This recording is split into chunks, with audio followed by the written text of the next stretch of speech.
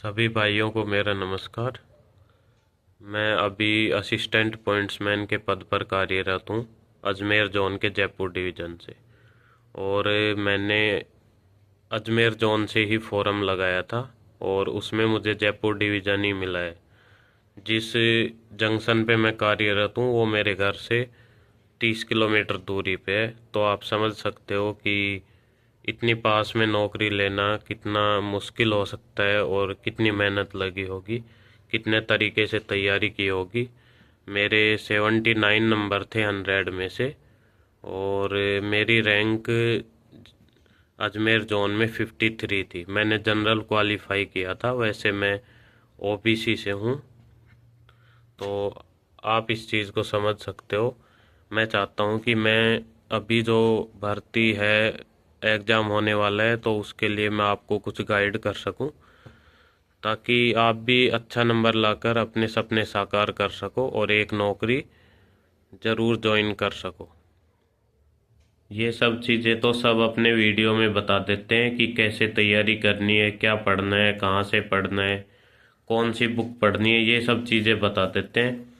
पर दो चीज़ें मैं सबसे पहले आपको, जो लास्ट में होती हैं, वो चीज़ें मैं आपको सबसे पहले बताने वाला हूँ, और जो सबसे इम्पोर्टेंट है और जो कोई नहीं बताता है।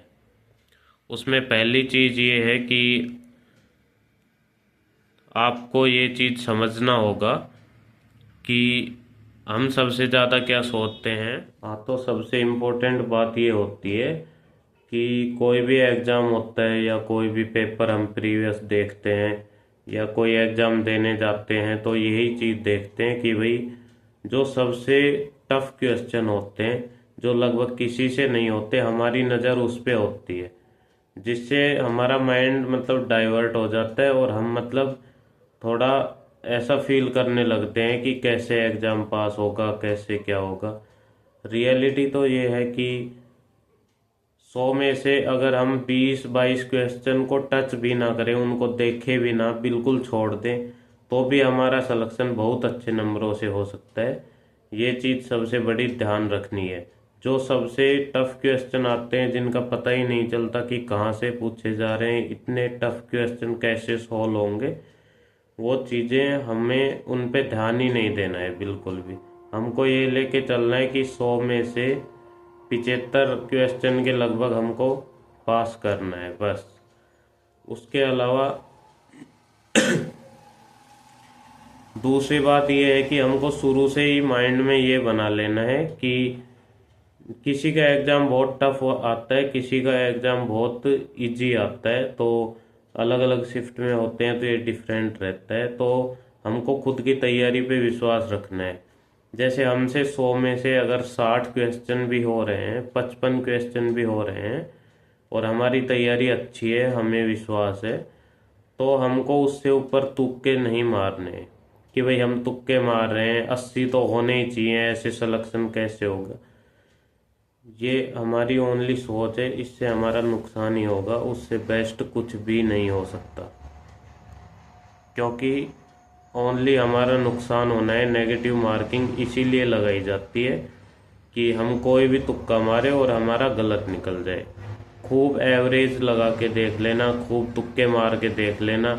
अगर आपको 100 में से 60 क्वेश्चन आ रहे थे, अगर आप 60 पूरे सही करते हैं, तो भी आपके 57-58 नंबर आ जाएंगे। और अगर आप तुक्के मार के 75-80 कर देते हैं, तो वही आपका 48-49-50 नंबर पे जाके टिकेगा। मतलब 5-6 नंबर का कम से कम लॉस हो रहा है। तो हम वही करें ना कि हम ज़्यादा से ज़्यादा अच्छा कर। तो भाइयों, ये दोनों चीज़ें ध्यान रखने के बाद आती है बात तैयारी की, कि तैयारी कैसे करें, वो मैं आपको बारीकी से बता देता हूँ। और जो मैंने बताया था कि 20-22 क्वेश्चन मतलब सबसे टफ आते हैं, उन पे नज़र डालते हैं तो हम मतलब खुद को कमज़ोर फील करते हैं कि ऐसे तो एग्ज़ाम क्रैक नहीं होगा, या किसी भी टीचर के या किसी भी बुक के नोट्स वगैरह पे मतलब हम शक करते हैं कि इससे तो मतलब नंबर नहीं आएंगे, क्वेश्चन इसमें से तो फंस ही नहीं रहे।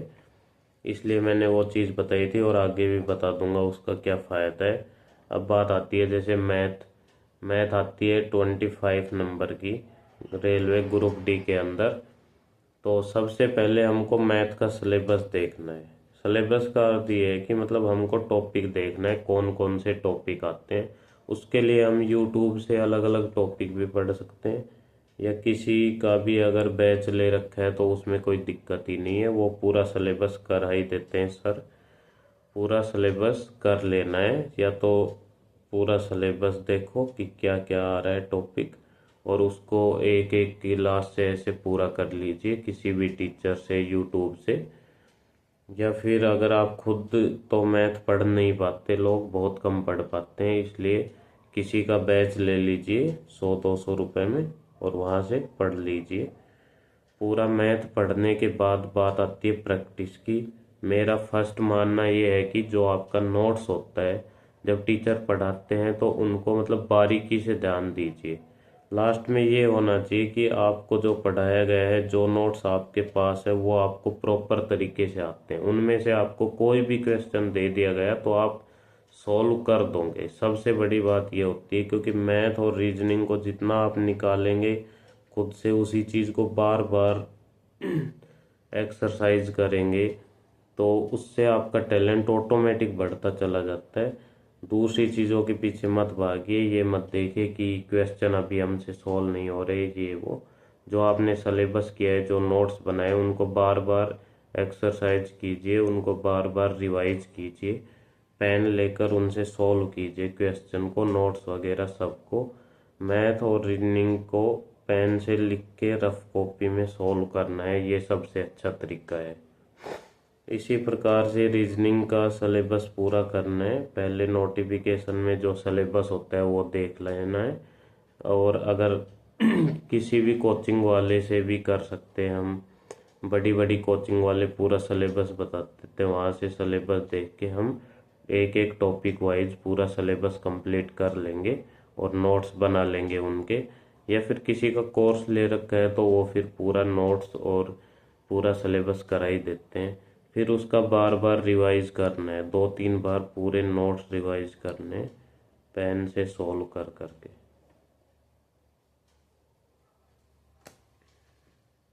इम्पोर्टेंट मैथ और रीजनिंग में यही है कि सबसे पहले तो जो टीचर हमको पढ़ा रहे हैं उस चीज़ को बारीकी से पढ़ना है, उन्हीं टीचर पे विश्वास करना है।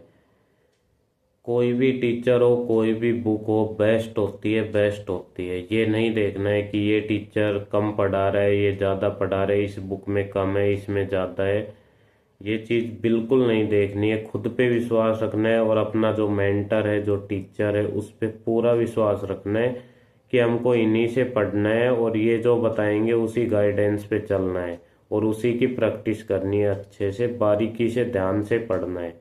बार बार इधर उधर नहीं भगना कि अब इधर से पढ़ रहे हैं, 4 टॉपिक इधर पढ़ लिए, फिर कोई दूसरा टीचर बेस्ट पढ़ा रहा है, वो अपना एडवर्टाइजमेंट कर रहा है और हमको पसंद आ गया कि हम फुल में से फुल मार्क्स दिला देंगे, ये वो, तो लोग भटकते हैं, यूट्यूब वगैरह से भटकते हैं और अपनी अपनी एडवर्टाइजमेंट करते हैं ये कोचिंग की, तो लोग उससे भटकते हैं।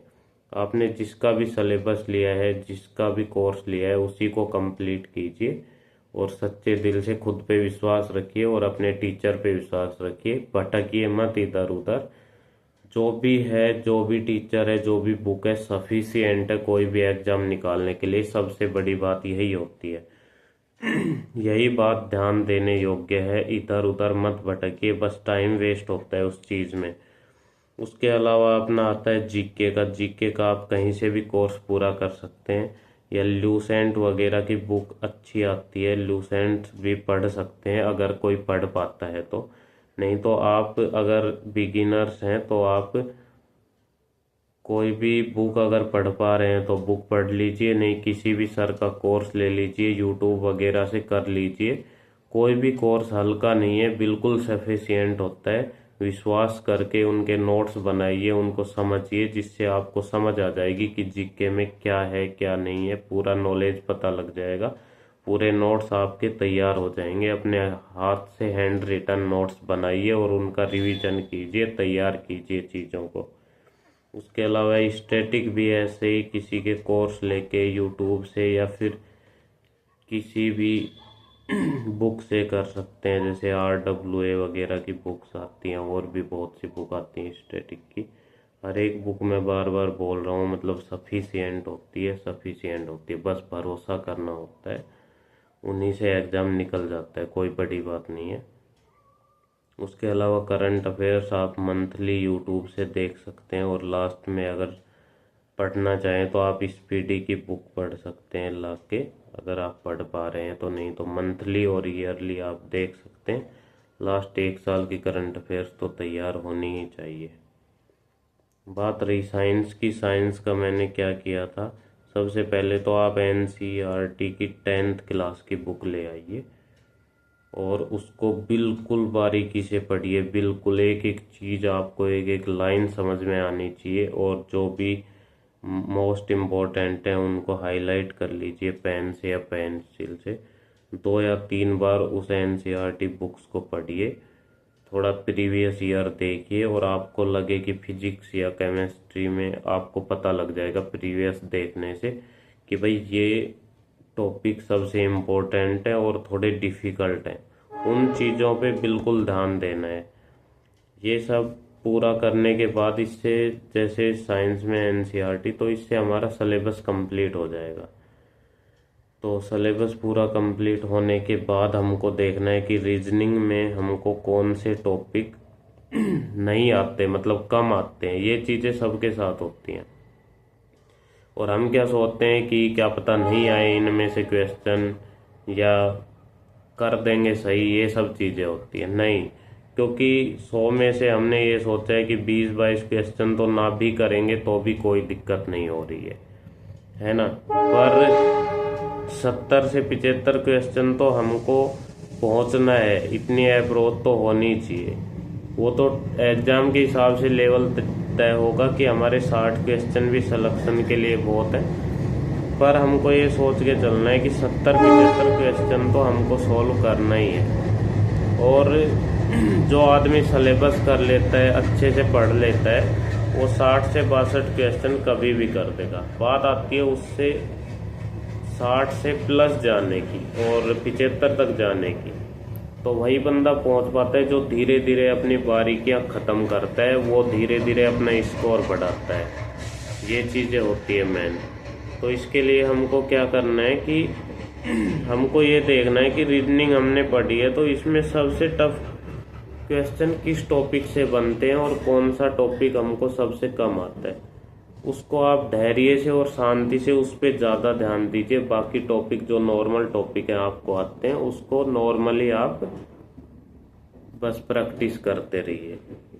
तो ऐसे आप मतलब उन टॉपिक को मजबूत कीजिए और फिर प्रैक्टिस कीजिए रीजनिंग की। ऐसे ही मैथ का करना है। मैथ में कौन से टॉपिक हमको नहीं आते, उनको फिर से समझना है, फिर से रिवाइज करना है, किसी और टीचर से पढ़ लेना है। मतलब जब तक समझ में ना आ जाए, जब तक पीछा नहीं छोड़ना है कि इसमें से क्वेश्चन फंसा तो हम सॉल्व करके आएंगे, तब होती है सिलेक्शन की गारंटी। हम क्या सोचते हैं कि 25 क्वेश्चन आ रहे हैं मैथ के, तो 25 में से 5 क्वेश्चन अरे हो जाएंगे, ये वो बहुत टफ टॉपिक है, नहीं आएगा हमको समझ में, ये सब चीज़ें हम देखते हैं। तो ये बिल्कुल नहीं सोचना है। वो 5-6 टॉपिक ही होते हैं जो हमको बहुत टफ लगते हैं। अगर हम उनके पीछे 2-4 दिन 10 दिन पढ़े तो बिल्कुल हमको अच्छे तरीके से आ जाएंगे, और उनमें से कभी क्वेश्चन गलत नहीं होगा।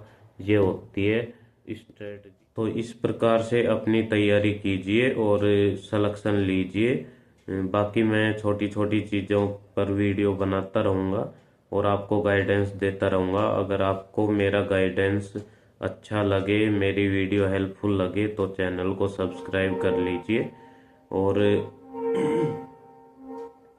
बाकी हर टॉपिक पे, हर विषय पे मैं वीडियो बनाने की कोशिश करूँगा। आज के लिए इतना ही, धन्यवाद।